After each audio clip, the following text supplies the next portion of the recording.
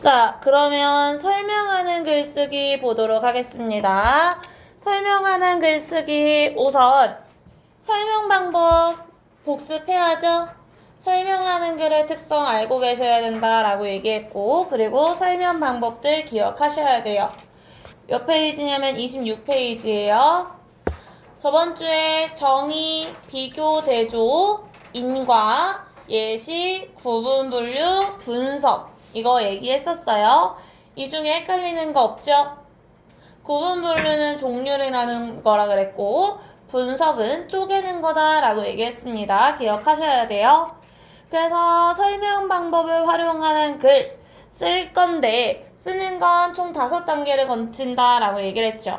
첫 번째 계획하기, 두 번째 내용 생성하기, 세 번째 내용 조직하기, 네 번째 표현하기, 마지막 고쳐쓰기. 이 1, 2, 3, 4, 5 5단계를 거친다 그랬고 5단계마다 고려해야 될 것들 기억해야 된다라고 얘기를 했습니다. 그럼 보시면 계획하기에서는 뭐를 고려해야 돼? 글의 목적, 글의 주제, 그리고 예상 독자를 고려해야 되지. 이때 두루뭉실하게 정해놓고 나중에 구체화하는 거야? 아니지. 맨 처음부터 구체화해서 글쓰기 계획을 세워야 합니다. 그래서 처음부터 구체화해야 된다라는 거 써주시고요.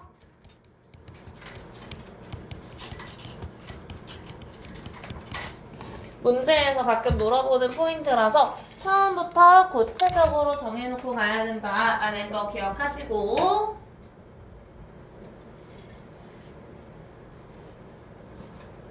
그 다음에 내용 생성해야 되지. 내용 생성이라는 건 자료를 수집한다라고 생각하면 되고요. 글의 주제에 맞는 정보를 다양한 매체에서 국어사전, 책, 영상, 신문기사 같은 다양한 매체에서 내용을 찾을 수 있습니다. 이때 예상 독자를 고려해서 필요한 자료를 수집하고요. 너무 어렵진 않은지 아니면 이미 알고 있는 내용은 아닌지 고려하면서 자료를 찾아야 합니다. 이때 찾은 자료들 모두 다 쓰나요? 아니죠. 선별해야 돼요. 모두 다 사용하는 거 아니고요. 주제에 맞는지, 수준에 맞는지 선별해서 사용합니다. 그래서 가끔 오답 포인트로 모든 것을 다 활용해서 라고 얘기를 하니까 그건 틀렸다 라고 생각을 하셔야 되고, 그 다음에 내용을 조직합니다. 여기서 쓰는 게 뭐야? 개요인 거죠. 그래서 처음, 중간, 끝으로 되어 있는 개요를 작성한다. 기억하시고요. 이때 어떤 설명 방법을 활용할지도 정해둘 수 있습니다. 뭐의 뜻? 그러면 여기 옆에 정의 써놓고, 뭐의 종류? 그러면 구분, 분류 써놓고, 이런 식으로 설명 방법을 활용하면서 써놓고요. 그 다음에 독자가 이해하기 쉬운 순서로 내용을 배치해야 되고, 설명 방법 선택해야 합니다. 그리고 그 다음에 글쓰기죠. 글쓰기에서는 개요를 바탕으로 설명 계획에 따라서 글을 쓰고요. 글을 실을 매체를 고려해서 사진이나 영상을 적절하게 활용한다 라고 되어 있는데, 만약에 글을 쓸 거면 인쇄 매체를 사용하면 동영상 제시할 수 있어요, 없어요? 해리포터야? 해리포터처럼 막 움직이는 영상을 글에 쓸 수 있어? 없죠. 그래서 인쇄 매체는 영상을 담을 수 없다라는 거 고려하시면 될 것 같고요. 사진이나 그림 같은 건 넣을 수 있겠죠? 그래서 자매 개념이면 정의, 수면의 유형이면 구분, 이런 식으로 설명 방법을 활용하면서 글을 쓸 수 있고, 독자가 이해하기 쉽고 흥미를 느낄 수 있도록 정확한 어휘와 명료한 문장으로 표현해야 된다라고 얘기합니다. 그래서 평이성 얘기했었고요. 명료성 얘기했었어요. 너무 어려운 단어들, 뭐 고양한다 이러면 안 되고 높인다 라고 바꿔줘야 되고, 그리고 뭐뭐 하는 것 같다 이렇게 하면 안 되고 뭐뭐 한다 라고 딱 잘라서 얘기해 줘야 되는 거죠. 그래서 이렇게 정확한 어휘와 명료한 문장으로 표현해야 된다라는 거 기억하시고 마지막에 자료의 출처를 정확하게 밝히면서 끝내야 합니다. 그리고 거기서 끝이 아니라 한 번 더 고쳐 써야 되죠. 초고를 점검하고 고쳐 쓰는 과정 필요하고요. 여기서 내용에서 벗어난 건 삭제하고 어려운 한자어는 쉬운 우리말로 수정하고 그리고 문장 간의 연결이 자연스러운지 점검해야 합니다. 그래서 아까 맨 처음에 고양하다 이런 것들 제대로 못 썼다면 여기서 고칠 수 있는 거예요. 그래서 그런 것들 생각하시면 되고요. 그래서 재용이가 글을 쓰죠. 잠에 대해서 글을 쓸 거고 수면에 대한 정보를 제공하는 것이 목적이다 라는 거 기억하세요. 얘들아 만약에 여기 목적 따지는데 설득한다, 주장한다, 정서 표현한다 돼요 안 돼요? 안 되지? 그래서 항상 정보를 제공한다. 이게 글의 목적이니까 기억을 하시고요. 여기 설득이나 주장이나 정서 표현 있으면 틀렸다라는 거 기억하세요. 예상 독자는 잠의 중요성을 잘 모르는 학교 친구들이니까 중학생이 예상 독자다라는 거 알고 계시고요. 그리고 내용을 생성합니다. 국어사전에서 찾아오고요. 책에서 찾아오고요. 그리고 영상에서 찾아오고 신문 기사를 찾아옵니다. 근데 얘들아 우리 글 아니까 이거 각각 어디서 얘기하는지 예상 가지. 잠의 사전적 의미는 중간의 첫 부분에서 잠이란 무엇이다 라고 얘기하고 갈 거고 그리고 수면의 유형과 그 기능 여기서는 렘수면과 비렘수면 그리고 깊은 수면과 얕은 수면 이런 식으로 수면 유형 나눌 거고 저 올바른 수면 습관과 건강관리 비법은 올바른 수면 습관의 예시를 보여줄 때 사용할 수 있고 우리나라 청소년 평균 수면 실태는 비교 대조를 활용해서 문제점을 드러내기 좋습니다. 이렇게 자료들 보일 수 있고요. 요걸 바탕으로 개요를 작성해요. 개요 작성하는 단계는 언제라고? 내용 조직하기 단계라고요.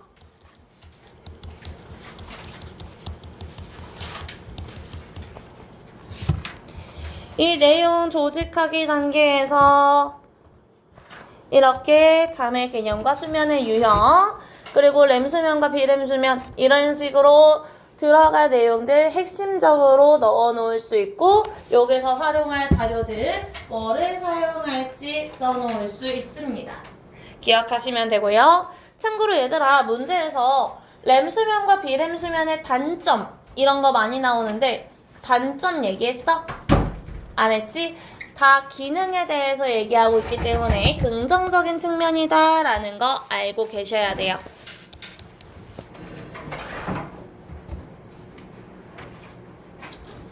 그래서 설명 방법도 계획해 놓을 수 있고 그리고 이 글 잘 자는 것 왜 중요할까? 라고 해서 질문으로 흥미 끌고 있고요. 우리나라 청소년들은 5.9시간 자기 때문에 OECD 평균보다 3시간 덜 잔다. 그게 문제다 라고 얘기를 했고 여기 우리나라의 많은 청소년들이 공부를 하거나 휴대전화를 사용하다가 늦게 잠들기 때문이다 라고 얘기를 했어. 클리닉에 그런 문제가 있더라고. 여기서 청소년들이 늦게 잠드는 이유를 휴대전화 말고 다른 거를 언급한다. 맞아요? 틀려요? 맞죠? 공부도 원인으로 언급하고 있는 거예요. 그래서 뒷부분만 보고서는 내용 까먹으면 안 돼. 여기 공부랑 휴대전화 둘 다 원인으로 지적했어. 그리고 아침 식사를 거르는 청소년들이 많은 것도 문제다. 관련이 없기 때문에 날려버려야 돼요. 삭제하시고 잠의 필요성을 명확히 이해할 수 있을 것이다. 그래서 어떤 기능을 하는지 올바른 수면 습관에는 무엇이 있는지 알아보자 라고 얘기했습니다. 그래서 지금 알아보자 청유형 문장을 통해서 앞에 나올 내용을 예고하고 있죠. 그래서 앞으로 잠은 무엇인지, 어떤 기능을 하는지, 올바른 수면 습관에는 무엇이 있는지 이 세 가지를 얘기할 거다라고 추측할 수 있습니다. 자, 중간 부분에 잠이란 눈이 감긴 채 의식 활동이 없는 상태이다. 정의라고 써놨고요. 렘수면과 비렘수면으로 구분할 수 있다. 구분. 그리고 렘수면에 대해서 얘기를 하고 비렘수면에 대해서 얘기를 합니다. 근데 얘들아, 여기서 중요한 거, 렘수면과 비렘수면을 나누는 기준은 뭐야?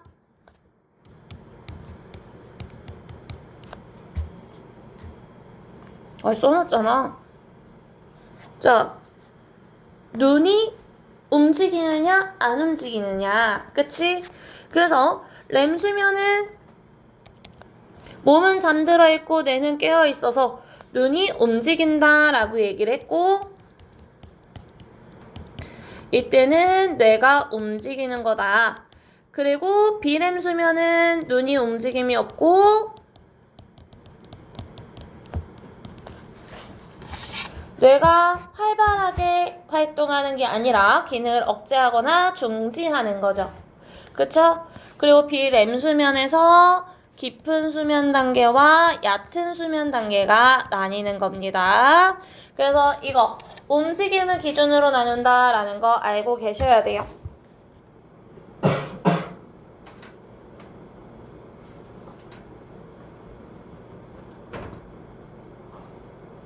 그리고 얘들아, 여기 비렘 수면에는 얕은 수면 단계와 깊은 수면 단계가 있다. 깊은 수면 단계에서 라고 얘기하니까 이거 따라서 어울려? 따라서는 인과관계에 넣는 거지. 근데 그게 아니라 그중 깊은 수면 단계에 대해서만 얘기를 하니까 이중 혹은 특히 라고 수정해줘야 합니다. 이거를 뭐를 수정한다 라고 얘기를 해? 접속 표현을 수정한다 라고 얘기를 하죠. 문장과 문장을 연결하는 접속 표현을 수정하는 거예요.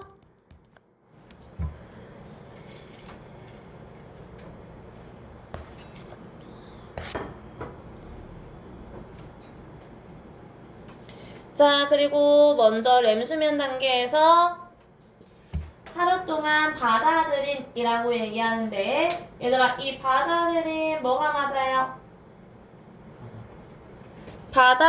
받아들이다가 맞죠? 들이다 이거면은 요거대로 쓰면은 이렇게 주는 거다라고 얘기를 했어. 근데 그게 아니라 들어오는 거기 때문에 수용하다라고 해서 받아들인이라고 써줘야 합니다. 기억하세요. 맞춤법 잘 아셔야 돼요. 자, 그리고 비렘 수면의 깊은 수면 단계에서는 뇌와 몸의 회복이 주로 이루어진다라고 하면서 기능을 얘기했고, 어떻게 해야 할까라고 하면서 물어보고 대답을 합니다. 첫째, 둘째, 마지막으로 이렇게 세 가지를 넘버링 했지. 이거를 뭐라고 하냐면 순서를 나타내는 표지를 활용했다라고 얘기합니다. 표지는 표지판이라는 거야. 순서를 나타내기 위한 표지판 같다라고 해서 표지를 활용한다라고 얘기합니다. 그래서 자는 시간을 규칙적으로 유지해야 하고 휴대전화, 텔레비전 같은 전자기기 사용을 줄여야 한다. 왜? 전자기기를 과도하게 사용하면 쉽게 피로해지고 잠에 드는 시간도 늦어질 수 있기 때문이다. 알 수 있죠?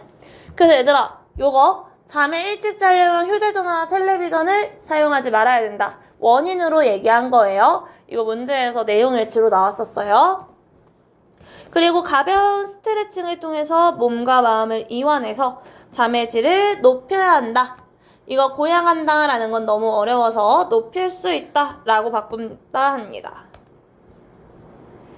그래서 앞에서 살펴본 것처럼 어떠어떠하다 라고 앞에 내용 요약했고요. 이러한 잠의 효과를 제대로 누리려면 올바른 수면 습관을 지녀야 한다. 우리 같은 청소년들에게 충분한 수면이 매우 중요하다는 점을 기억하고 건강한 잠을 위해서 노력해보자 하면서 끝내고 있습니다. 그리고 여기 수정하는 부분들 4가지 있으니까 꼭 기억하셔야 돼요. 얘들아, 근데 가끔 좀 치사하게 내시는 선생님들은 지문을 바꿀 수가 있거든? 지문을 편집하시는 분들도 있어. 근데 저건 조금 어렵게 내잖아요. 그러니까 지문을 수정할 수도 있거든? 그래서 우리가 지문을 보면서 우리가 알고 있는 지문이 맞는지 한 번 더 확인하셔야 돼. 알겠지? 작년에 그런 학교가 있었거든. 지문을 마음대로 바꾸고 여기서 고쳐야 될 부분을 개수를 구해라. 그래서 선지는 0개, 1개, 2개, 3개, 4개 이런 거였어. 이거는 때려 맞히지도 못하잖아. 그치? 그러니까 이런 것들 꼼꼼하게 봐야 된다라는 거예요. 자, 그러면 얘들아 문제 한번 풀어보도록 할게요. 1번 같은 거 글쓰기 과정의 일부다라고 얘기하니까 뭐부터 아셔야 돼? 어떤 단계인지부터 아셔야겠지. 뭐야? 계획하기 단계죠. 그쵸? 그래서 계획하기 단계다라는 거 미리 써놓고 자, 친구들이 갖고 있는 피로라는 문제 상황에서 글의 주제를 떠올리고 있다. 맞고요. 글을 쓰기 전에 글의 방향을 뚜렷하게 세우기 위한 계획하기 단계. 맞고 예상 독자를 또래 친구들로 구체화하고 있다. 맞고요. 강하게 비판하고 꾸짖기 위해서 얘들아 비판이라는 말은 문제점을 지적하는 거잖아. 그러면 이것도 의견이 있다라고 볼 수 있지. 비판이라는 말이 나오면 틀려요. 비판 틀린 거야. 설득이랑 비슷한 거예요. 그렇지 말라고 설득하는 거잖아. 그래서 비판이라는 키워드 나오면 틀렸다라는 거 파악해야 되고 글을 쓰는 주된 목적은 정보 전달이다 라는 거 파악할 수 있습니다. 자, 그러면 얘들아 이렇게 해서 문제 한번 풀어볼게. 쭉 17번까지 한번 풀어볼게요. 자, 반어랑 역설 여기서 시를 바탕으로 반어와 역설이라는 개념을 아는 게 중요하죠. 자, 얘들아 반어는 뭐라 그랬어? 반어는 표현 자체는 문제가 없죠. 그쵸? 그래서 표현 자체는 완벽한데 요게 뭐랑 반대되는 거야? 상황과 반대되는 거다라고 얘기를 했지. 그리고 실제 의도랑도 반대되는 거다라고 얘기했습니다. 그 얘들아 우리 친구들 숙제 안 해왔는데 잘했다 라고 하면 잘했다라는 말 자체까지는 문제가 없지만 지금 숙제를 안 해온 상황이다. 잘 못했다 라는 것과 반대되는 거죠. 그래서 이렇게 상황이랑 같이 봤을 때 반대되는 거 이거를 우리가 반어라고 얘기를 하고요. 역설은 뭐예요? 역설은 표현 안에 표현 자체 안에서 표현과 표현이 충돌하는 겁니다. 혹은 표현과 이치에 맞지 않는 거야. 그래서 표현과 표현이 반대되거나 표현과 이치가 어긋나는 거 이거를 우리가 역설이라고 얘기합니다. 근데 역설은 표현 자체는 모순인데 상황이랑 같이 보면은 이해가 된다라고 얘기를 했어요.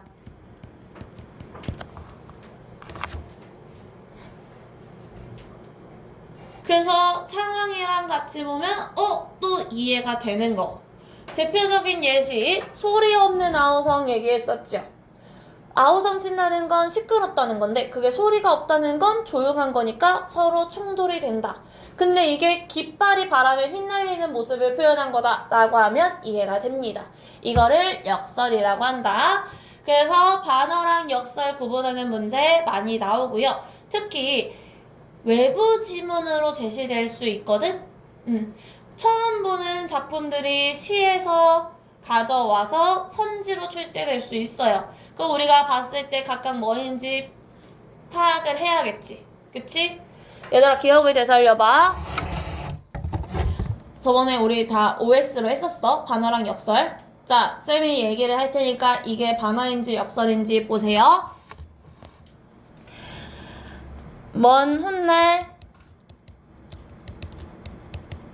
당신이 나에게 잊었냐고 물어보면 내 말이 잊었노라. 먼 후일이라는 작품이에요. 먼 훗날 잊었노라 라고 얘기할 거래. 역설일까 반어일까? 자, 잊었노라 자체에 문제 있어 없어? 없지. 근데 얘들아, 이런 얘기를 하는 거 자체가, 봐봐, 내가 지금 전남친을 잊은 거 같은지 아닌지 봐봐. 아, 전남친이 나중에 나한테 연락 오면 너 이제 잊어버렸어 라고 대답해줘야지. 어때? 미련이 있어 보여 없어 보여? 내가 지금 전남친을 생각한다는 거잖아. 그치? 내가 전남친 신경도 안 쓰면 전남친 이름도 까먹고 어딘가 죽었겠지 라고 생각을 하겠지. 근데 전남친이 연락 온다면 이런 상황을 가정하는 것 자체가 전남친을 못 잊었다라는 소리니까 뭐예요? 반어법인 거예요. 이해했어? 이런 상황과 같이 보셔야 돼요. 찬란한 슬픔의 봄.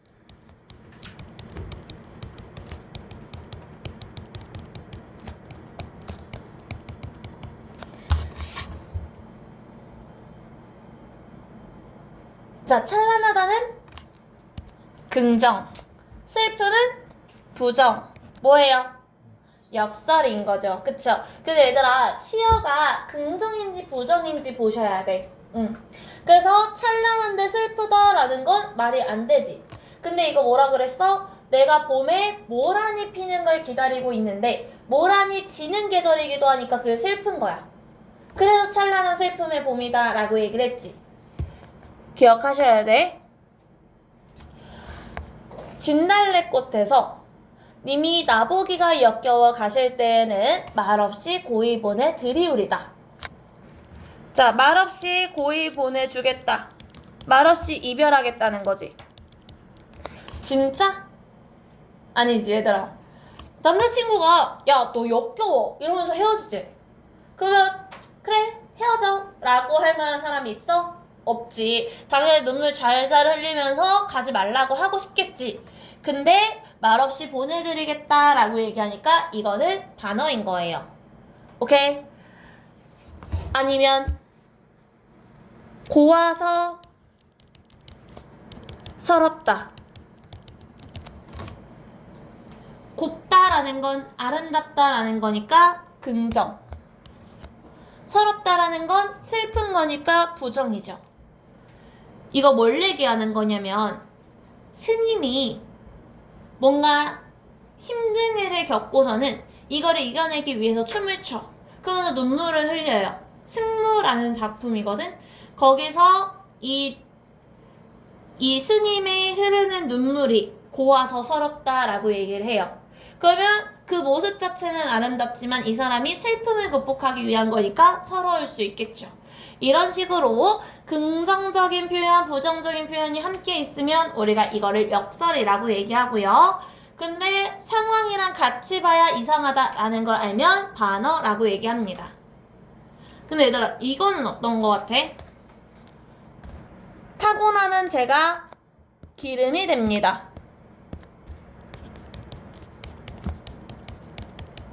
이거는 반어일까 역설일까?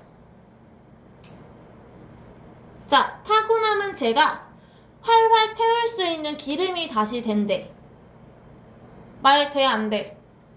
안 되지. 그러면 얘는 표현 자체가 이치랑 어긋나는 거죠. 역설이에요.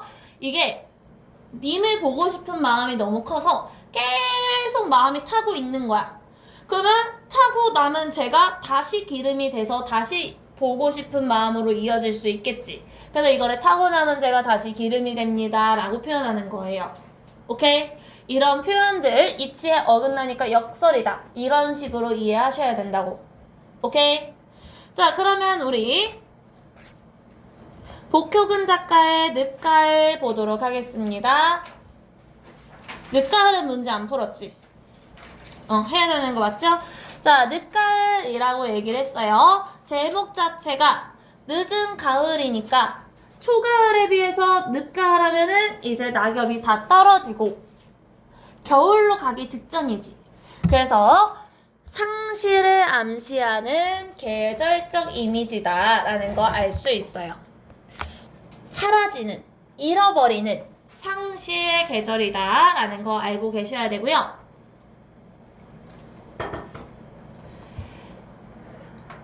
요 며칠 노을이 몹시 붉었다. 너가 그립지 않았다. 라고 얘기를 해요. 자, 노을이라는 건 시간적인 거지. 그치? 근데 이 노을은 저녁,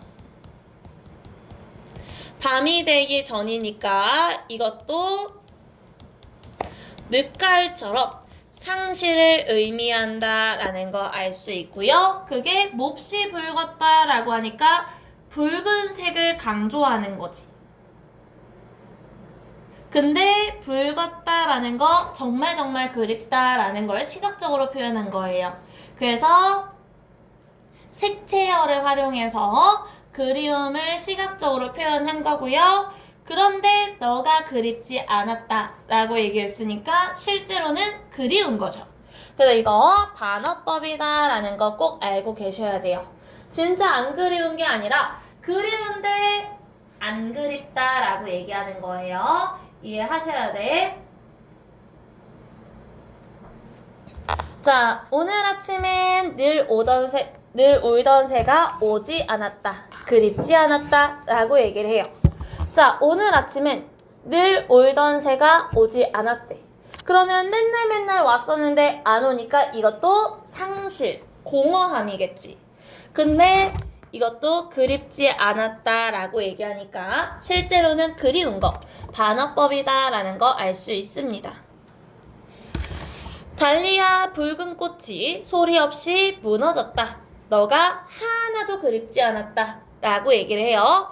자, 달리야 붉은 꽃이지? 근데 그게 소리 없이 무너졌대. 상실이지. 근데 너가 하나도 그립지 않았다 라고 표현을 해요. 그러면 이거 반어법이지. 그치? 그래서 매우 그립다 라는 뜻을 반어로 표현했고요. 여기 너가 그립지 않았다, 그립지 않았다, 너가 하나도 그립지 않았다 라고 얘기하니까 점점 고조된다, 점층이다 라는 거 알 수 있습니다. 그리고 나타난 심상은 붉었다 라고 했으니까 시각, 그리고 오지 않았다 라고 했으니까 청각, 두 가지 심상 볼 수 있고요. 그리고 얘들아, 저 노을과 붉은 꽃 대비되는 거야? 아니야? 붉은 노을 그리고 붉은 꽃 대비돼요? 대비는 색깔이 완전 다르거나 의미가 완전 달라야 돼. 근데 그건 아니지. 그치? 이거 둘 다 그리움을 표현하기 위한 거지. 상실감. 그렇기 때문에 이거 대비는 아니다 라는 걸 생각하셔야 돼요. 자, 그래서 그립지 않았다 라는 시구 반복 통해서 내재율 형성하고 있고요. 반어법 사용했다. 그리고 얘들아, 애상적이다 라는 말이 나와 있는데 애상적이라는 건 뭐야? 슬프고 가슴 아픈 거예요. 그래서 애상적이다 라는 건 가슴 아픈 슬픔을 표현하는 거다 라는 거 알고 계셔야 합니다. 그리고 얘들아, 하나만 더. 화자 있어요, 없어요? 나라는 말 있어, 없어? 나라는 말은 없어요. 너라는 말이 나올 뿐이야. 그래서 이거 기억하셔야 됩니다. 화자는 직접적으로 제시되지 않는다.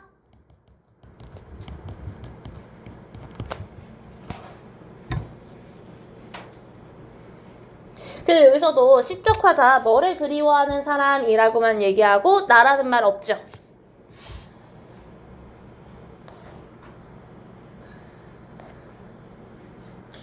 자, 그리고 자연적 소재, 몹시 붉은 노을, 오지 않는 새, 무너진 붉은 달리아꽃.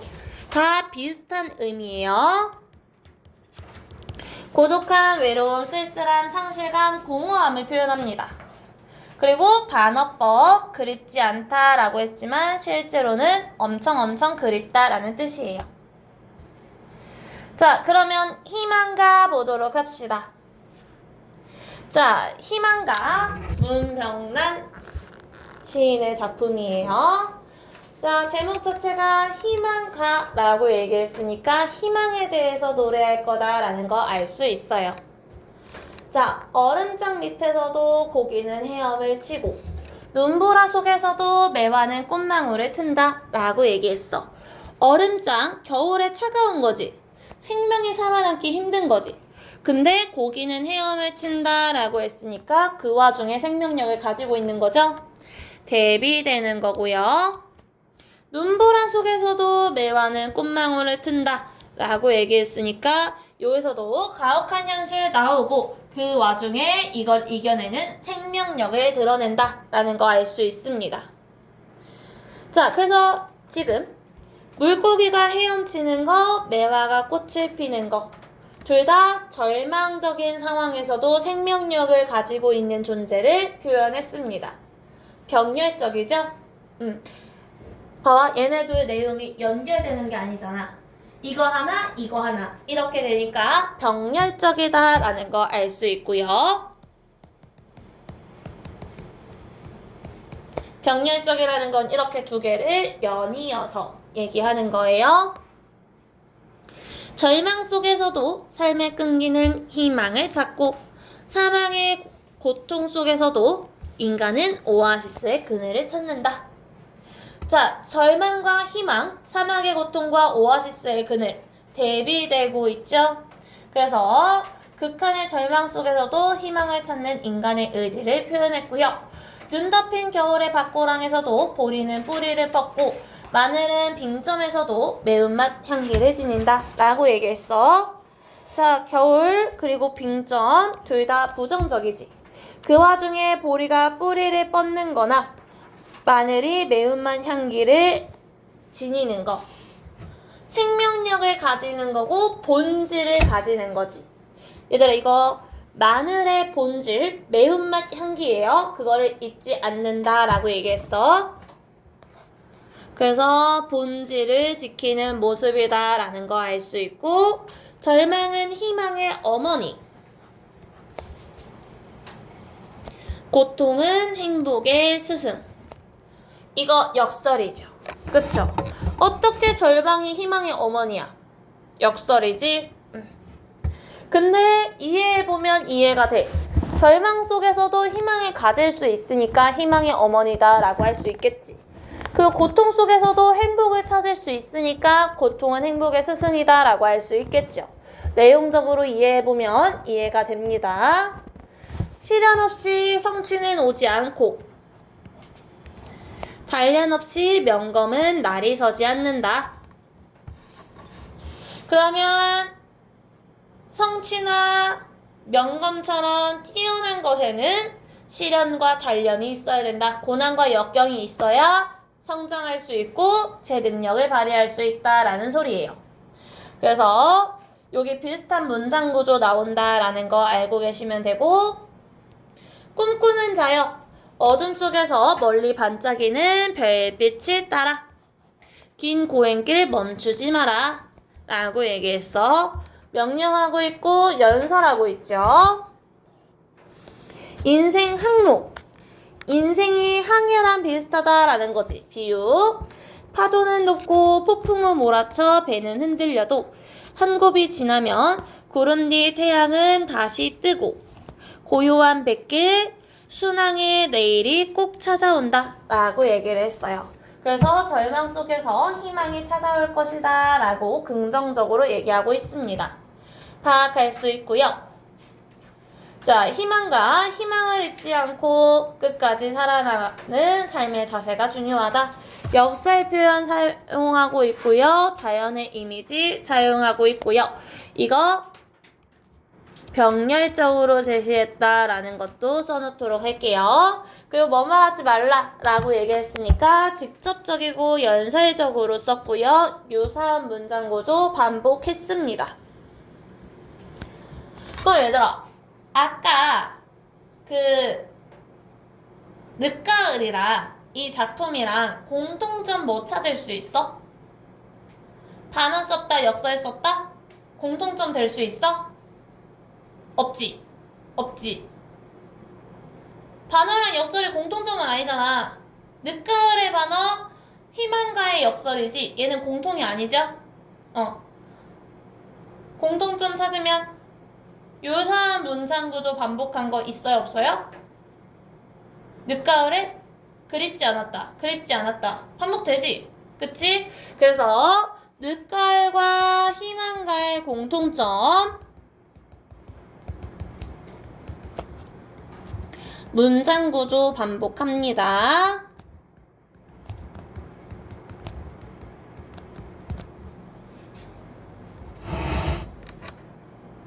그리고 자연적인 이미지 썼어요, 안 썼어요?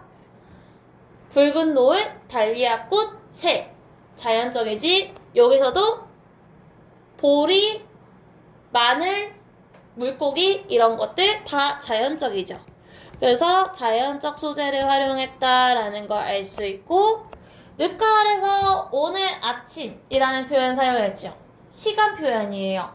그리고 여기서도 겨울이라는 계절 얘기했잖아.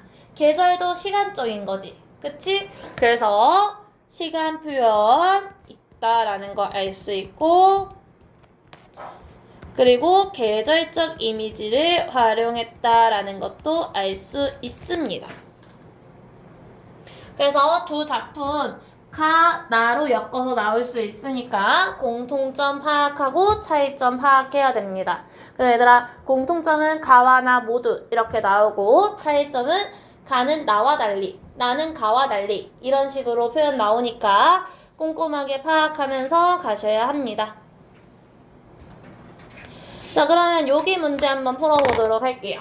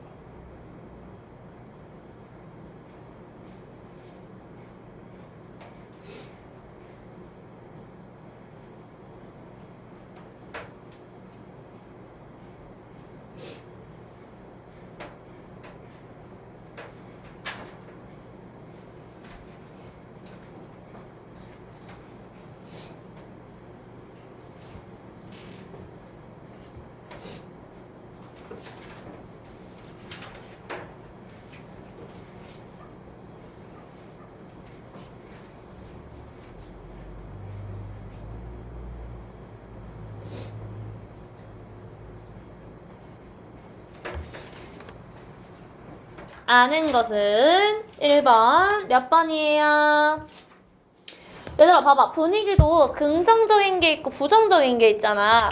보시면 정막, 허전, 발랄, 애달픔, 공허함 이렇게 긍정 부정 나눌 수 있죠. 그럼 사실 이거 보지 않아도 답은 3번이다 라는 거 파악할 수 있죠. 그래서 우리가 문학에서는 긍정과 부정을 나누는 게 정말 중요해요. 그래서 긍정적인 것과 부정적인 거 나눠서 이해를 하셔야 됩니다. 자, 공간의 이동에 따라 화자의 정서가 변화하고 있다. 애초에 공간의 이동이 있나요? 없죠? 단어적 표현 사용하죠? 근데 얘들아, 요것만 보고 뒤에 거 안 읽으면 돼, 안 돼? 안 되지. 항상 표현법을 썼는지 안 썼는지 보고 그것의 효과까지 파악을 하셔야 돼요.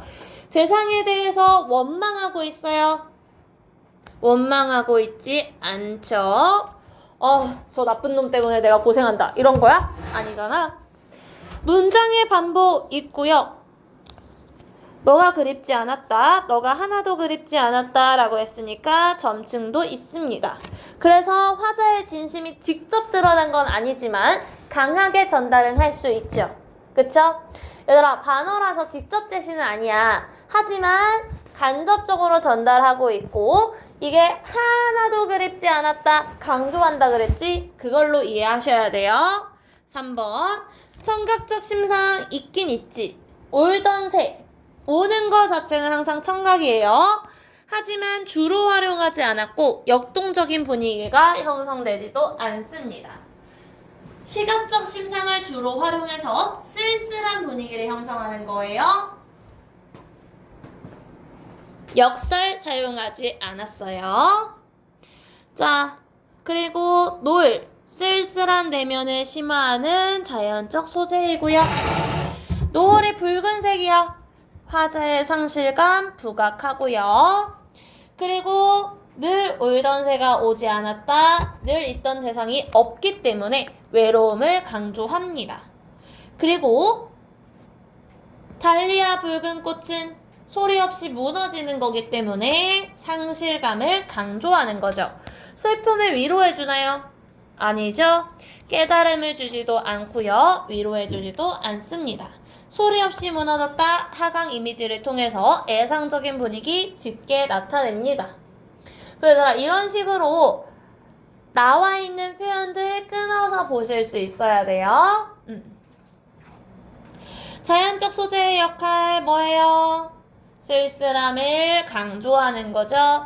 그래서 공허함과 쓸쓸함 같은 감정을 깊게 만든다.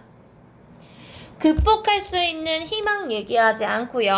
추억 회상하지 않고 오해 해소하지 않고 미련 떨쳐내지 못합니다. 이런 식으로 X 치면 어떤 부분이 X인지도 파악해야 된다라고 얘기했어요. 이걸 연습해야 해. 덕원 시험 문제 봤을 때 선지가 좀 긴 편이에요. 다른 학교에 비해서 좀 꼬는 편이고 끊어서 보실 수 있어야 됩니다.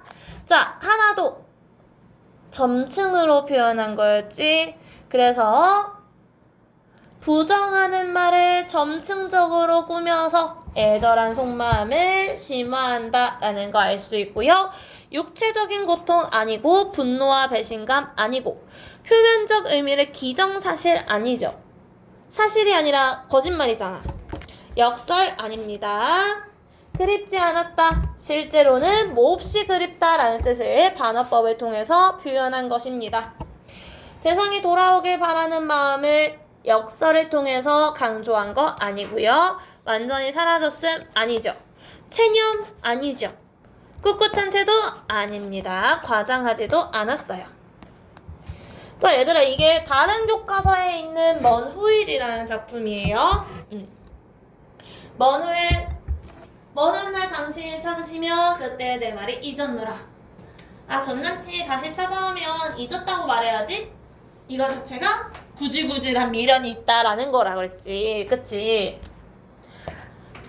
자, 그러면 둘 다 반어법 사용했고요. 그리고 보시면 그때 내 말이 잊었노라. 무척 그리다가 잊었노라. 믿기지 않아서 잊었노라. 먼 훗날 그때 잊었노라. 라고 해서 잊었노라에 붙는 수식어가 점점 더 커지고 있죠. 뭐야?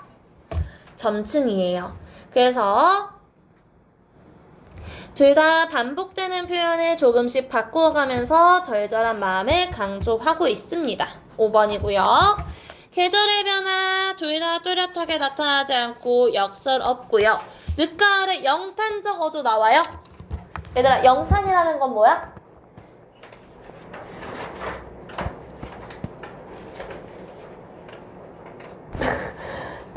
영탄법 들어봤어요? 안 들어봤어요? 뭐뭐 하는구나. 감탄을 얘기하는 거예요. 감정이 너무 커져서 감탄처럼 표현하는 거. 아, 슬프다. 이런 것도 영탄이에요. 없죠? 담담하게 얘기했죠? 먼 후에 독백적 어조. 혼잣말 하듯이라는 거예요. 이거는 맞습니다. 혼잣말 하듯이 먼 훗날 그때 잊었노라 라고 얘기하고 있죠. 그 사람한테 얘기를 하는 게 아니잖아. 그리고 먼 후에 공간의 대비 없고요. 시간의 대비도 없습니다. 늦가을에 공통으로 쓰인 표현 방식 반어죠. 몇 번? 4번. 얘들아, 참고로 너희들이 표현법을 말로 풀어놓으면 잘 몰라서 참고로 얘기를 해주자면 1번은 뭐? 의인법. 에이씨, 왜 이렇게 나와? 의인법. 2번은 뭐?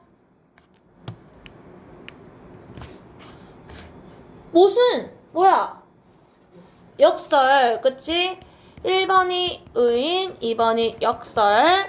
3번은 실제보다 크게 부풀리는 거니까 과장이라고 얘기하고요.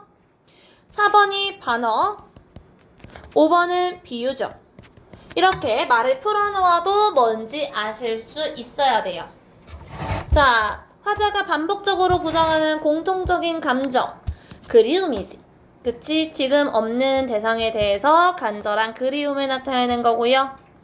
반어를 통해서 얻을 수 있는 효과,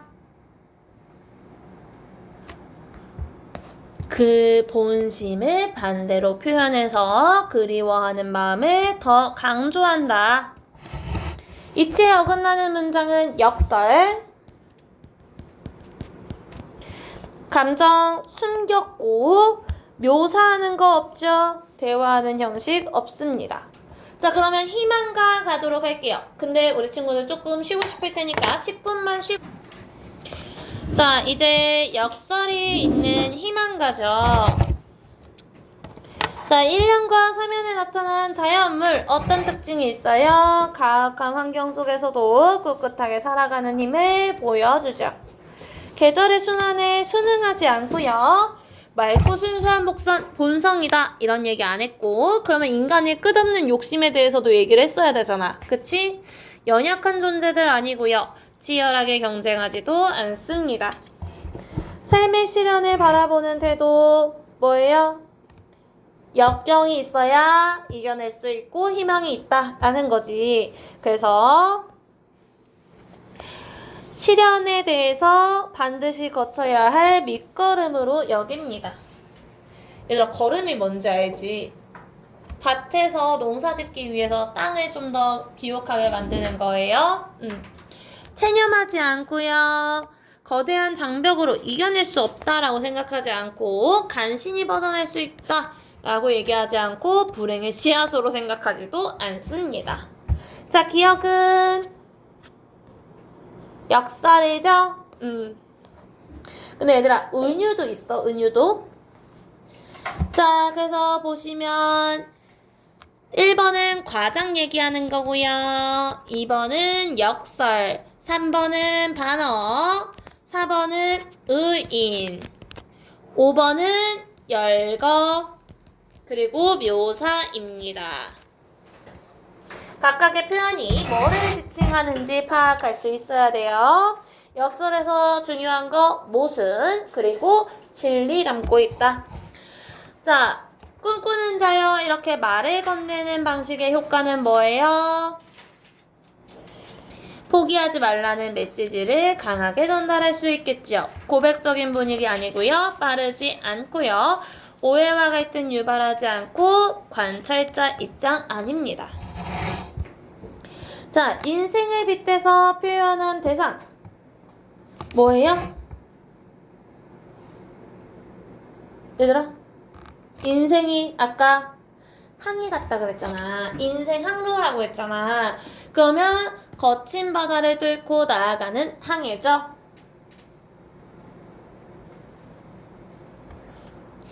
그리고 시에서 수행하고 있는 역할 뭐예요?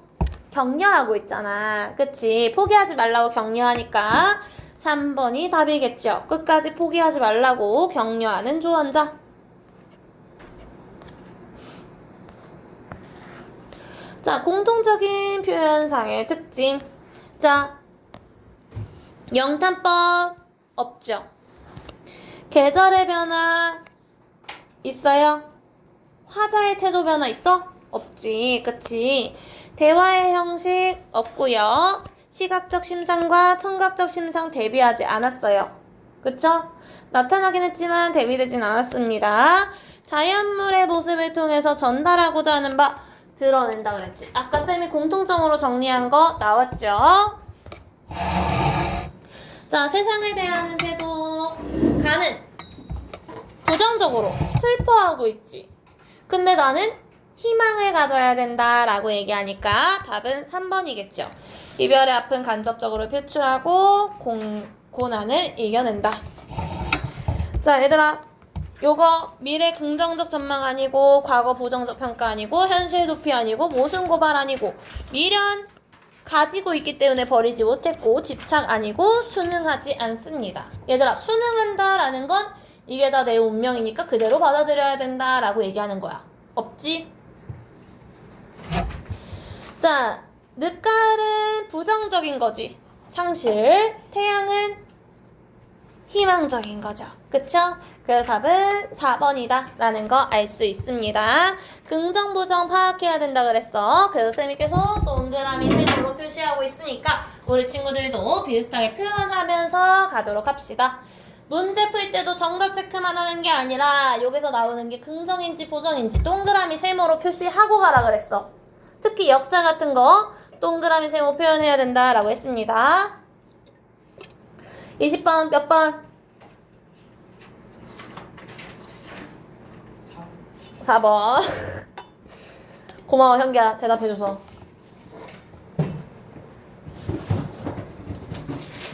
자, 오, 잘 잡았는데? 자, 기억처럼 말한 의도. 기억은 그립지 않았다 이 부분이겠지?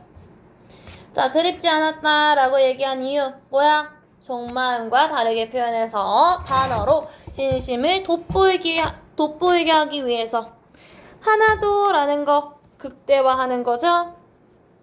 자, 디귿과 리을 뭐예요?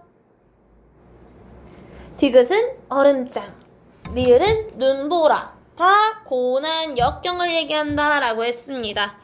그래서 답이 3번이죠. 얘들아, 세속적이다 라는 말 어려워할 텐데 세속적이다 라는 건 속세랑 관련된 거야. 돈, 권력, 욕심 이런 거, 명예 이런 걸 세속적이다 라고 얘기해요. 우리 보통 시에서 저런 세속적인 욕망, 부정적인 걸로 나오는데 여기서는 그건 아니었어요. 자, 미음이 지닌 삶의 태도 뭐야? 4번이죠. 생명력을 이어가는 태도. 비읍 역설이겠지. 그치? 잠깐만. 비읍 역설. 결별이 이룩하는 축복이라고 했으니까 답이 2번이죠. 근데 얘들아, 사실 이거 문제가 좀 애매하게 나오긴 했거든? 사실 비읍이 은유도 같이 쓰였잖아. 그치? 그래서 은유 생각하면은 3번도 맞긴 한데 역설이 더 강렬하게 드러나니까 역설로 우선 고르시면 돼요. 만약에 역설이 없으면 그때 은유를 고르시면 됩니다. 1번은 이거 진달래꽃이에요. 반어. 3번은 은유. 4번은 달 가듯이기 때문에 직유. 5번은 뭐인 것 같아? 해가 얼굴이 있대. 의인법. 이렇게 각각 표현법 파악할 수 있고요. 자, 그리고 양반전 보도록 하겠습니다. 양반전 풍자가 드러나는 거예요. 풍자는 뭐라 그랬어? 웃음을 바탕으로 비판하는 거다라고 얘기를 했죠. 그래서 보통 부정적인 대상을 웃음을 바탕으로 비판하는 걸 풍자다라고 얘기한다 그랬고, 이 작품에는 양반이라는 무능하고 능력 없고 똑같네. 무능하고 가난하고 현실 문제 해결 능력이 전혀 없고 이런 양반에 대해서 풍자하고 있습니다. 그럼 이 작품에서 파악해야 되는 거, 양반의 부정적인 모습들, 1차 매매 증서에서 나타나는 거, 2차 매매 증서에서 나타나는 거 구분해서 기억하셔야 돼요. 자, 양반전 빠르게 가도록 할게요. 양반이 살았는데 양반이 곡식을 빌려다 먹고 여러 해 동안 갚지 못하였대요. 그래서 몹시 노해서 어떤 놈의 양반이 이렇게 많은 관곡을 축낸단 말이냐 라고 얘기를 하지. 그래서 영을 받은 군수는 마음속으로 측은하게 여겼지만 달리 뾰족한 수가 없어서 결국 가뒀습니다. 양반 역시 이 문제를 전에 들었지만 밤낮으로 훌쩍훌쩍 울기만 해요. 아이고 무능하다. 그치? 그래서 무능한 모습을 비판하고 있습니다. 이것도 풍자예요. 바보 같잖아. 어디 가서 막 돈이라도 빌리고 해야 되는데 그게 아니라 울고만 있으니까 풍자하는 거고, 여기서 양반의 아내가 얘기를 하는데 이 양반의 아내 작가의 목소리를 대신 말하는 거다라고 얘기를 했지. 양반하더니 참 딱하고 그놈의 양반이라는 것이 한 푼 값어치도 안 나간단 말이오. 한 푼도 못 번다. 돈이 없다라는 거지. 돈을 벌지 못하는 양반에 대해서 비판하는 거예요. 직접적인 비판. 그래서 이거 풍자다라고 얘기했고,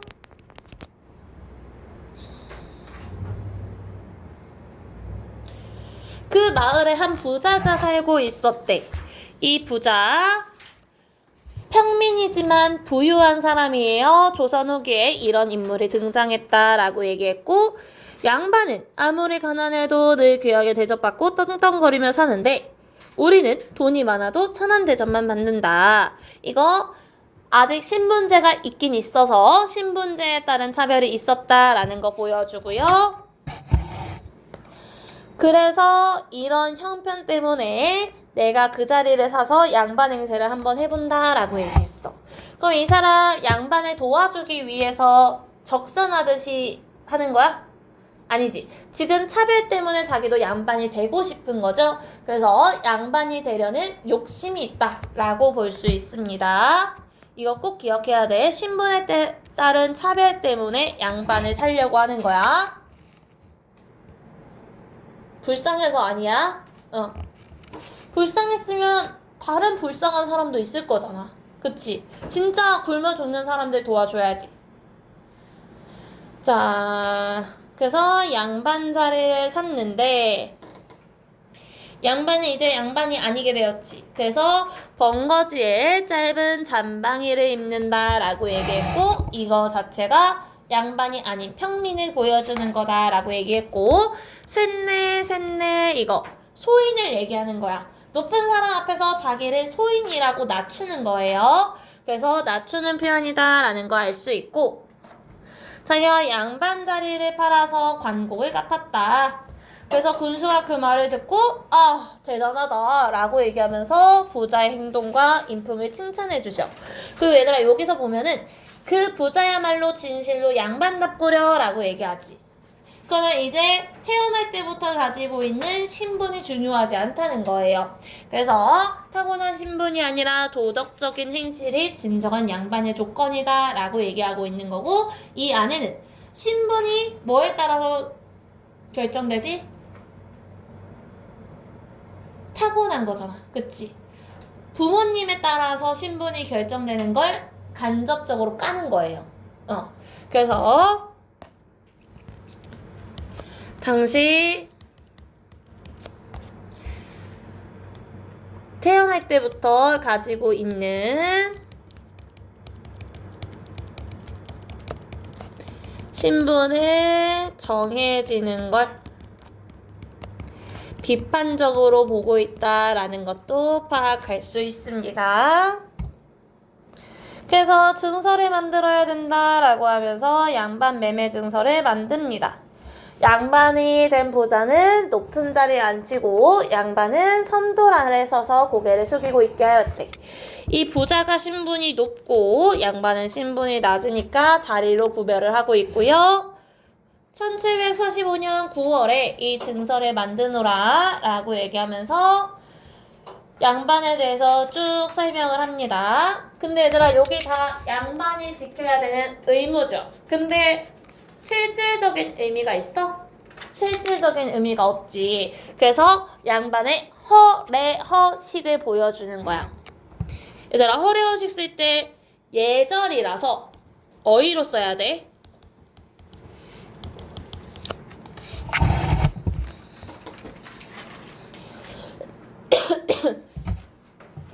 자, 배고픈 것은 참고 추운 것은 견뎌야 하며 어떤 일이 있어도 가난하다는 말을 절대 입 밖에 내서는 안 된대. 자기 체면만 중시하는 거죠. 그래서 체면을 중시하는 모습을 풍자하고 있고요. 그리고 손으로 돈을 만져서는 안 되며 쌀값을 물어서는 안 된다라고 얘기하니까 돈과 관련된, 상업과 관련된 것들을 천하게 생각한다라는 거 파악할 수 있고, 그리고 여기 아프다고 무당을 불러서는 안 된다라고 얘기했으니까 무속신앙을 배척하는 거죠. 왜? 당시 조선은 유교 국가이기 때문에, 성리학 국가이기 때문에 무속신앙, 무당의 힘을 빌리려고 하지 않았던 거고, 그리고 중을 불러서도 안 된대. 중은 스님이지. 스님을 불러서도 안 된다라고 하니까 불교를 배척했다라는 거 알 수 있습니다.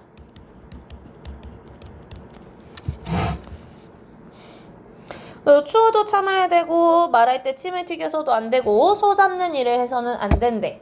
당시에 백정이라고 해서 소 잡는 직업이 있었거든.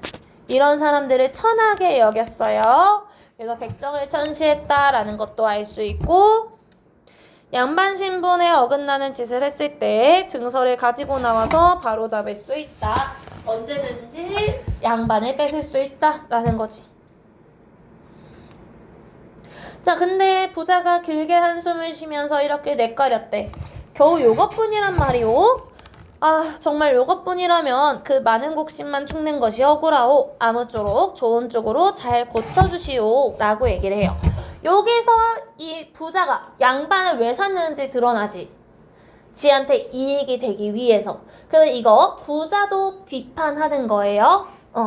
그래서 부자에 대해서 비판적이다라는 거 알 수 있습니다. 부자도 까, 얘들아. 자신의 이익을 위해서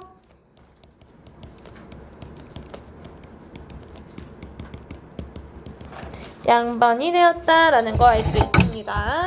그래서 증서를 고쳐 쓰기 시작했어요. 자, 그래서 쭉 설명을 하는데,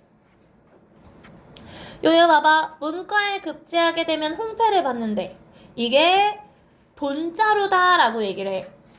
그러면 과거에 급제해서 관직에 오르면 뭐 할 수 있다는 거야? 부정부패 저지를 수 있다라는 거지. 뇌물 받아먹고 백성들 뜯어먹고 이런 나쁜 짓들 할 수 있다라는 거예요. 그래서 권력을 이용해서 부당한 이득을 취한다. 부정부패를 저지를 수 있다라는 거고, 그리고 이름 높은 은관이 될 수 있느니라. 이거 아빠가 관직에 있으면 나도 관직을 가질 수 있다라는 거지. 그러면 관직을 세습하는 거잖아. 권력을 세습하는 거예요. 그래서 권력 세습하는 모습 비판하고 있고요. 어여쁜 기생대로 다 앉혀놓고 학을 길러 날게 한다라고 했으니까 양반들을 비판하고 있고요. 이웃집 소리 질러서 빌려서 자기 밥 먼저 갈게 하고 마을 사람들 불러다 자기 밭을 먼저 김매게 한다. 이런 거 다 양반의 횡포를 보여주는 거죠. 그래서 양반의 권리와 특권, 부정적인 모습을 보여줍니다. 그래서 이렇게 신분제 사회의 모습을 폭로하고 있고요. 이걸 듣고 부자가 뭐라 그래? 양반이라는 것이 참 맹랑하다. 지금 나를 도둑놈으로 만들 작정이요 라고 얘기하죠. 이게 나의 도둑놈 같다라는 거지. 도둑놈이다 라고 해서 직접적으로 비판을 하는 거예요. 그래서 부자는 양반이 되기를 포기합니다. 그래서 이렇게 풍자적이다라는 거 알 수 있고, 풍자에 대해서 아시면 되고, 양반과 부자, 양반의 아내의 군수, 각각 어떤 인물인지 보셔야 합니다. 그래서 이렇게 양반과 부자에 대해서 비판적인 시각을 가지고 있다라는 거 기억하시고요. 첫 번째 매매 증서는 체면 중시하고 허례허식을 집착하는 양반의 모습을 풍자하는 거고, 두 번째 매매 증서는 권리와 특권을 나열했는데 횡포와 부도덕한 모습이다 라는 거 알 수 있습니다. 자, 그래서 여기 문제 한번 풀어보도록 할 건데, 시간이 좀 애매해서 바로 정석가도 같이 보고 그 다음에 문제 풀어보도록 할게요. 자, 정석가. 얘들아, 이거 정석가 풀이 버전을 아셔야 돼. 학교 프린트에서는 옛날 버전으로 나왔기 때문에 이거를 풀이하는 버전으로 이해하셔야 되고요. 참고로 이 아래아라는 점이 있어. 이 점. 이거는 아라고 읽으면 대부분 말이 통해요. 그리고 말을 읽어보면 발음이 비슷한 것들이 있어. 그래서 해석할 수 있어요. 봐봐. 딩하 돌하 당금의 개샹이다 라고 하는데, 딩하 돌하는 징하 돌하 이 소리예요. 그래서 징과 돌을 합치면 편종이라는 걸 얘기하는 거거든. 그래서 걔네들이 부르는 거다 라고 생각하시면 되고, 당금은 금이 지금이야, 지금. 그래서 지금 개샹이다, 개십니다 라는 또 소리예요.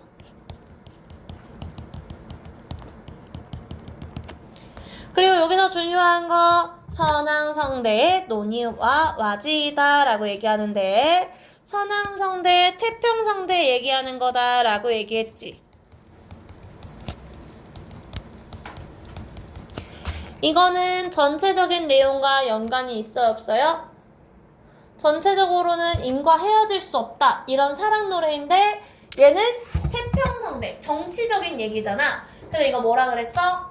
고려시대에 유행했던 사랑 노래인 고려가요가 조선시대에 기록되면서 일부러 정치적인 것들을 추가한 거다라고 얘기했지.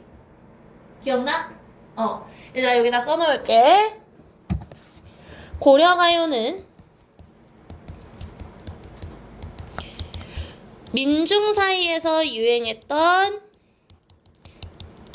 민요였는데, 그래서 사랑 얘기를 다루고 있었는데, 조선시대는 성리학 시대다 보니까 이거를 궁중음악으로 쓰기 위해서는 정치적인 내용을 추가할 수밖에 없었다. 그래서 이게 조선시대에 기록된 것이다 라고 생각하시면 됩니다. 그런 거야. 요즘 너네들 아는 노래 뭐 있니?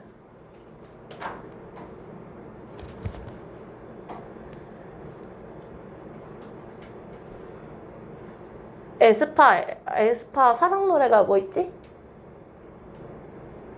에스파는 좀 다른 얘기만 해서 기억이 안 나네. 에스파 말고 그냥 요즘 유행하는 사랑 노래들 있잖아. 거기다가 대통령 만세 이런 내용을 끼워 넣어서 기록했다라는 거야. 알겠지? 우리 사이에서 막 이렇게 유행하는 사랑 노래를 그런 식으로 기록했다라는 거 알고 계시면 되고요.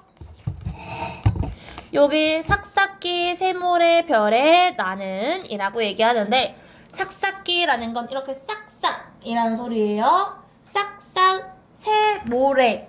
이거는 새가 가느다랗다 라는 뜻이고 몰에는 모래지. 별이 언덕이야. 그러면 가느다란 모래 언덕 위에 나는 이라고 얘기하는데 이 나는은 의미가 없어요. 해석하지 말아야 돼. 그냥 이런 거야. 흥을 돋구기 위해서 이런 식으로 아무런 의미 없이 넣는 거다라고 생각하시면 되고요. 나머지는 다 알 거예요. 구운 반 닷대를 심고이다.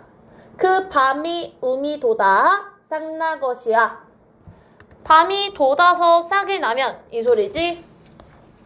유덕하신 님을 여의와 와지이다 라고 얘기해요. 유덕하신 님을 여의와 와지이다. 여의다가 이별한다 라는 뜻이에요. 우리 부모님을 여의고 이런 말 쓰잖아. 그게 부모님을 어린 시절에 이별했다 라는 소리거든. 그래서 여의다는 이별이다. 그래서 유덕하신 님을 여의와 와지이다. 유덕하신 님과 이별하고 싶습니다 라는 거예요. 근데 얘들아, 밤이 구운 밤에 돋아서 구운 밤에 심어서 거기서 싹이 돋아나는 거 말이 돼 안 돼? 안 되지. 불가능한 상황이라서 역설이고요. 그때 임을 이별하고 싶다라는 거니까 진짜 임과 이별하고 싶은 게 아니지. 반어법이에요. 그래서 실제로는 이별하지 않겠다라는 뜻이다. 그럼 얘들아, 이거 후렴구인데 후렴구가 주제랑 관련이 있어 없어? 있죠? 다른 애들은 후렴구가 주제랑 관련이 없거든? 근데 얘는 후렴구가 주제랑 관련이 있어요. 꼭 기억하세요.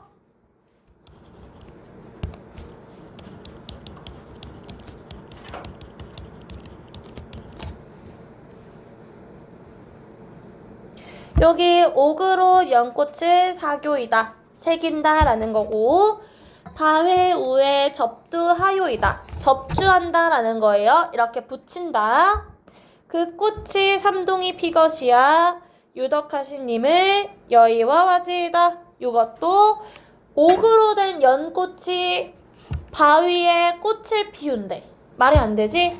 이거 역설 그리고 반어 드러난다. 무쇠로 천리를 말아 철사로 주름 받고이다.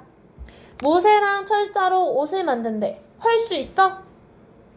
얘들아, 막 백제, 신라 이런 때서 가옷 아직도 남아있잖아. 그러면 이런 철로 만든 거는 썩지 않죠. 근데 그게 썩어서 없어져야 유덕하신 님을 여의와 와지이다 라고 얘기했으니까 이것도 불가능한 상황을 설정해서 절대 임과 이별하고 싶지 않다 라는 거고 무쇠로 황소를 만들어다가 철수산에 놓는데 그리고 그 소가 철소를 먹어서 철초 철로 된 풀을 먹어서 그런 일이 있으면 유덕하신 님을 여의와 와지이다 라고 얘기했으니까 이것도 말이 안 되는 거지. 그래서 얘들아 여기까지 역설과 반어가 나왔고 여기서는 역설과 반어 없어요. 봐봐. 구슬이 바위에 떨어진들 끈이 뜬 그칠이니까 구슬이 바위에 떨어진다고 해도 그 구슬을 연결하는 끈은 끊어지지 않는다라는 거예요. 이 구슬은 임과 나를 얘기하는 거야. 근데 그게 바위에 떨어져서 끈이 그치지 않는다. 그러면 임과 내가 떨어지더라도 우리 사이의 끈, 믿음은 끊어지지 않는다라는 걸 강조하는 거겠죠? 그리고 여기 그치리까 라고 했으니까 그치겠습니까? 끊어지겠습니까? 이렇게 물어보는 거야. 서리법이지. 근데 진짜 몰라서 물어보는 거야? 아니죠. 알면서도 물어보는 거예요. 그러면 끊어진다, 끊어지지 않는다? 끊어지지 않는다라는 거 표현하는 거고, 즈문해를 외우고 온 여신들, 즈문해, 천년을 얘기하는 거야. 천년을 외롭게 지낸들, 신이 뜬 그치리까? 신이 이거 뭐야? 믿음이지. 임과 나를 연결하는 믿음. 근데 그게 그치리까? 라고 했으니까 끊어지겠습니까? 라고 물어보는 거예요. 오케이. 여기까지 보실 수 있습니다. 그러면 우리 정석가에서 문제 조금 풀어볼게요. 1번부터 6번까지 일단 풀어보도록 하겠습니다.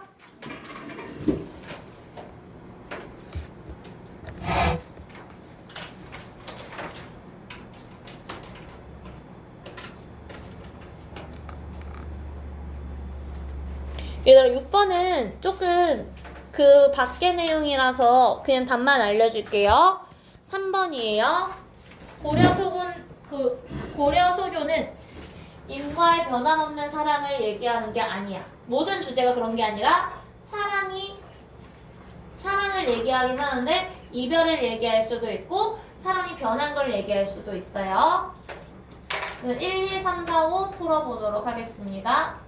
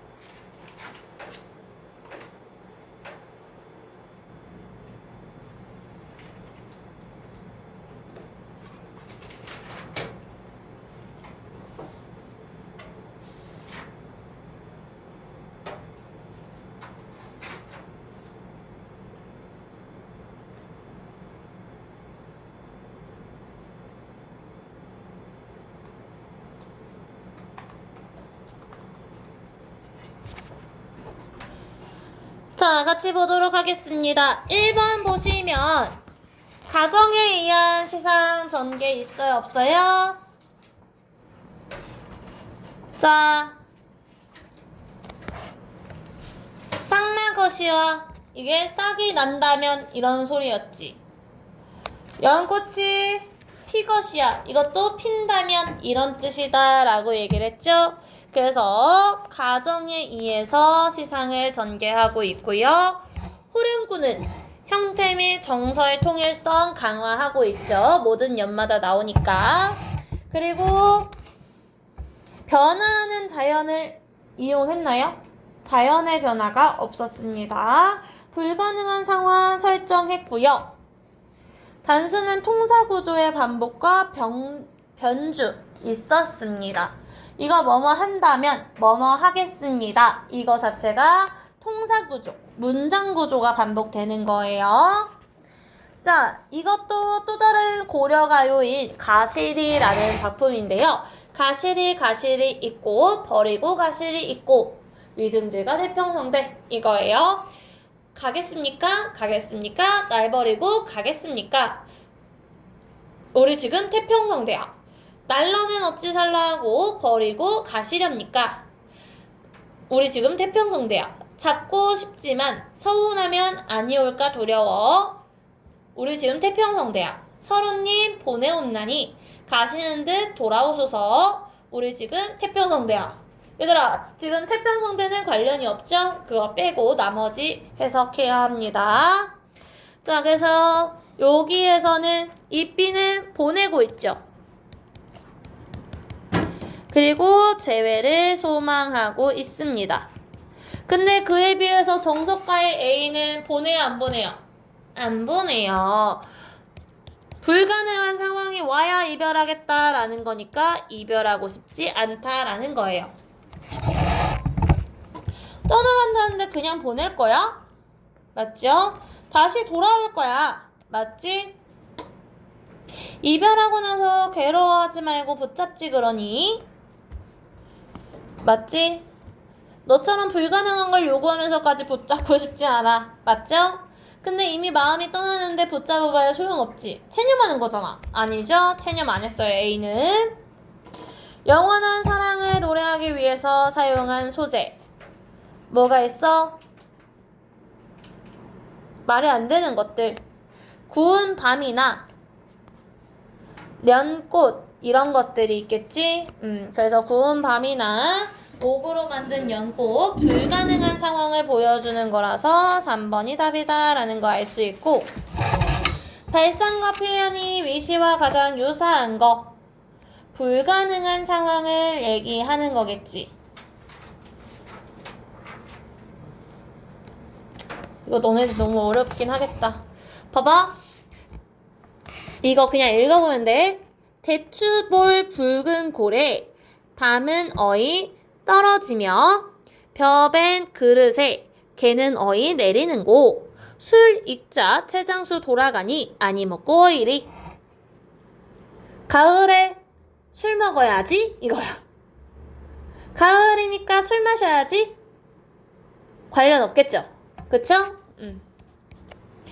방 안에 켜있는 촛불 누구랑 이별했길래 겉으로 눈물 흘리고 속 타는 줄 모르는가. 우리도 저 촛불 같아서 속 타는 줄 모르도다 라고 얘기했어.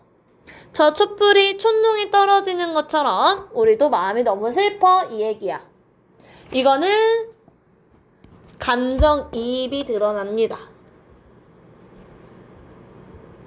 청사는 어찌하여 만고에 푸르르며 유수는 어찌하여 주하에 그치지 아니하는고. 우리도 그치지 마라 만고상청하리라. 산은 늘 푸르고 물은 늘 흘러. 그것처럼 우리도 늘 새롭게 살아야겠다. 푸르게 살아야겠다. 관련이 없죠? 창밖에 어른어른 하는 님만 여겨 펼쩍 뛰어 쭉 나서보니 님은 아니 오고 으스름한 달빛 열구름이 날 속였는가. 밤일세 망정이지 나신면 남 웃길 뻔했구나. 님이 온 줄 알고 이렇게 나가봤어. 근데 구름이었어. 아, 사람 없었으니까 망정이지. 난 밝은 낮이었으면 쪽팔릴 뻔했네. 이런 소리예요. 아니죠? 얘들아 이거 봐봐. 창내고자 창을 내고자 이내 가슴에 창을 내고자. 고무장지, 세세장지, 들장지, 열장지, 앞돌저기, 수돌저기, 배목걸새 크나큰 장도리로 뚝딱 박아 이내 가슴에 창을 내고자. 하 답답할 째면 여다져 볼까 하노라 라고 얘기했어. 마음이 답답해서 마음에 창을 낸다는 거야. 가능해 불가능해? 불가능한 거죠. 그래서 이게 답이에요. 불가능한 상황을 설정하는 거. 생각하시면 됩니다. 화자의 의도를 드러내는 주된 방식, 반어나 역설이죠.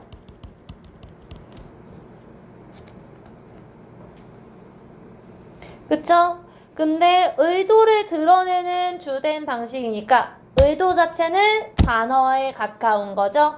역설은 불가능한 상황을 설정하는 거고요. 의도를 드러내는 건 반어였습니다. 그러면 답은 5번이다 라는 거 파악할 수 있겠죠. 자, 7번 아까 그거죠? 불가능한 상황 설정에서 화자의 심경을 표현하는 거.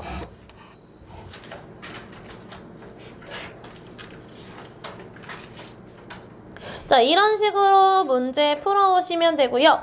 양반전이랑 정석가는 답을 다 못 맞췄으니까 우리 직보 때 같이 보도록 할게요. 문제 풀면서 감 익히셔야 됩니다. 숙제로 풀어올게요. 수고했어요.